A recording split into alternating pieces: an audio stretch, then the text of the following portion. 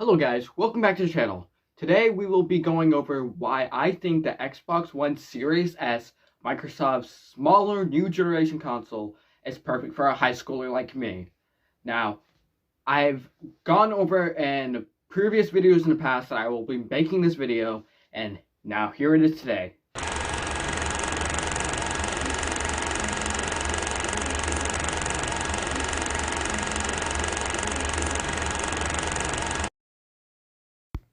I'm sure most of you by now knows about Microsoft's new little box, but if you don't, I'll be explaining that real quick. So pretty much what this console is its little brother to the Xbox Series X, which is one of the newest next generation consoles out there, developed by Microsoft. This console is very capable of next-gen performance, and what really surprised me was its performance for its size, which is the smallest Xbox console ever to be released by Microsoft. Nearly 16% smaller than the X, it has a really fast customized NVMe SSD. That's where the really fast loading screens come from. Although this does have next generation performance, it does not have a disk drive. It can run at 120 FPS for select games, and has a new controller design. I would say that Gamepass does better the experience with the Series S, considering cloud gaming saves a lot of space on your hard drive. Also, on this new box, there are a lot of optimized games for this next generation console.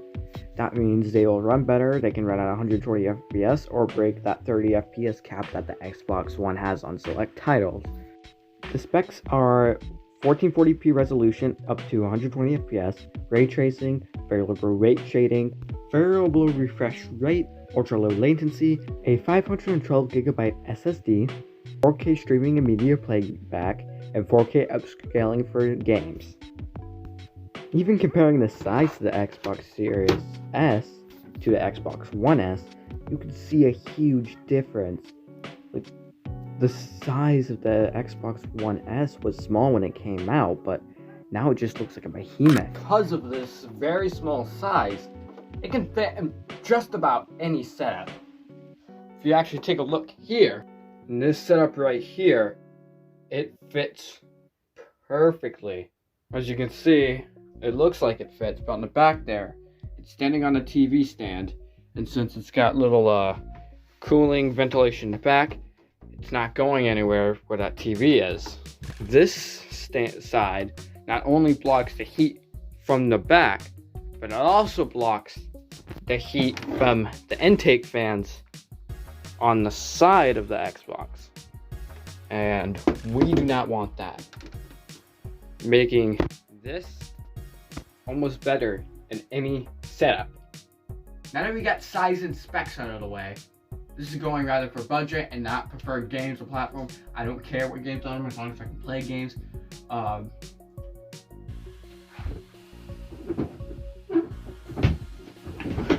actually had the opportunity to get a PS5 Digital, but I will be going over why I did not do that and why I personally think it is not a budget-friendly option.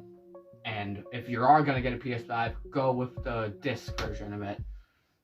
Because if you buy a PS5 Digital, you can't use any PlayStation 5 games or previous PS4 games on it. Not only that, the backwards compatibility isn't as big as the Xbox's. So if you want to play a good online game, like, for example, if you decided to buy Battlefield 2042 for $60, you've already paid your console on top of $60. Maybe you want to play another game like Back 4 Blood. That's another $60. So you're paying $120 to get the gameplay, plus the PlayStation Plus. Plus PlayStation Plus. With Xbox, you got your all-in-one subscription. You got hundreds of games to choose from, making this one of the selling points for me. And sure, 512 gigabytes, not that much storage. But my favorite thing about the Xbox is if you have a stable enough internet connection, it doesn't matter what game it is, it will run just like it would on an Xbox Series X if it is the supported hardware for that. For example, Forza Horizon 5 runs on the servers at Microsoft, which this is similar to Stadia. So pretty much you'd be starting off with PlayStation by paying an extra $100 or so just to get into some games, which I personally feel that's like almost a ripoff. You might as well just get the PS5 version with the disc at that point. There are some great games for PS5 though, I wouldn't discount that, but I'm more thinking lowest price, next gen. I would suggest going for that console in terms of budget rise.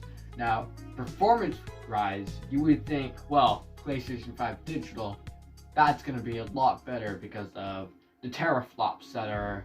The teraflops are comparatively weaker on the Series S. But, surprisingly, the Series S does perform better at select few titles. That's not for every title, though.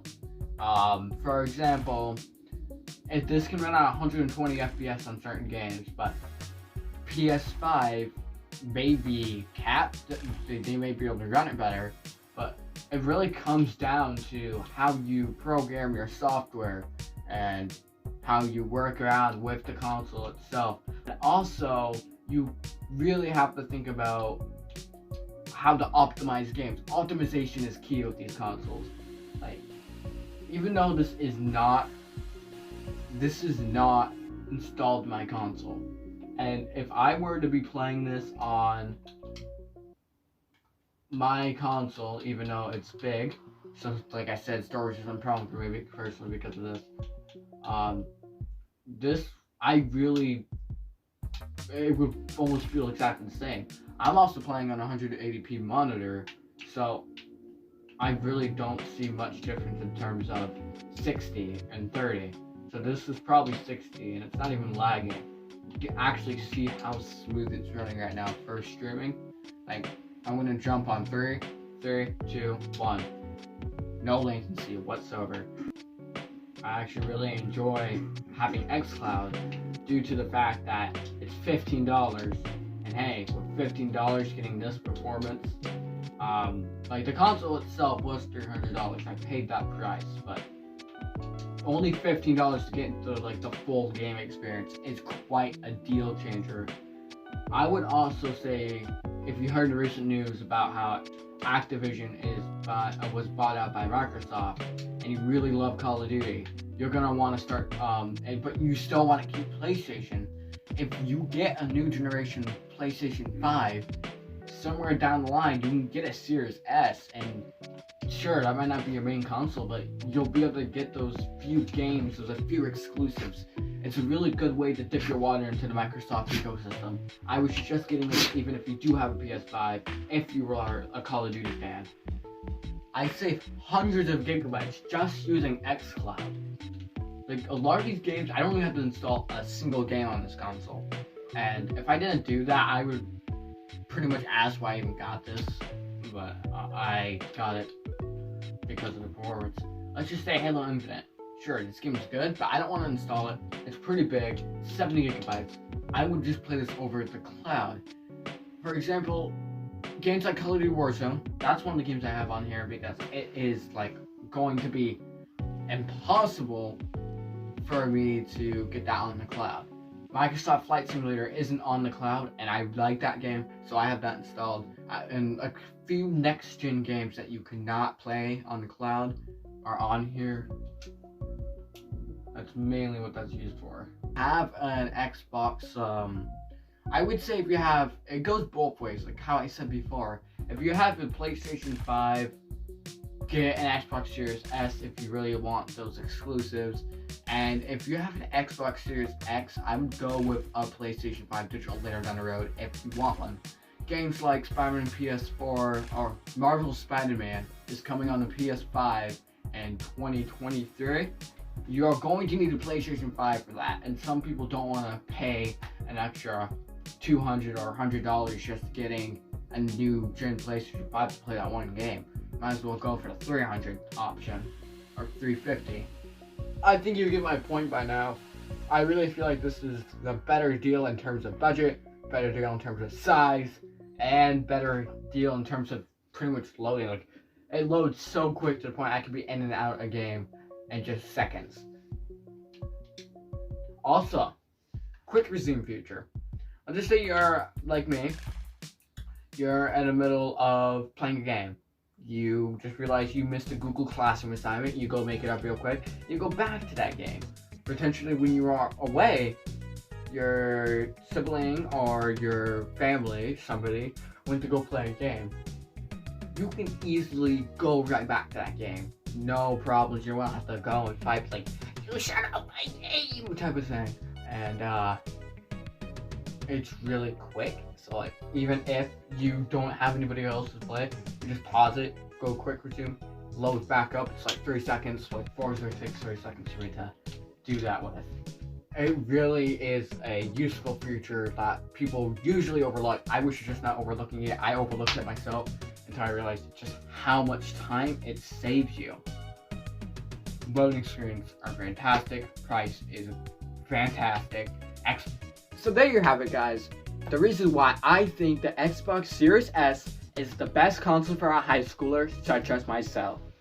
Now, in my next 2 videos, I'm going to make 2 more videos about this console in the near future, comparing to the Xbox One S, not just the performance, but more of features it has. And I would also like to go over the pros and cons of this Xbox. Like I said, one of them is actually the low storage space. Make sure you like and subscribe and hit the notification bell so you don't miss my homemade gaming console I'm making in the near future. I'm waiting on the parts to come in.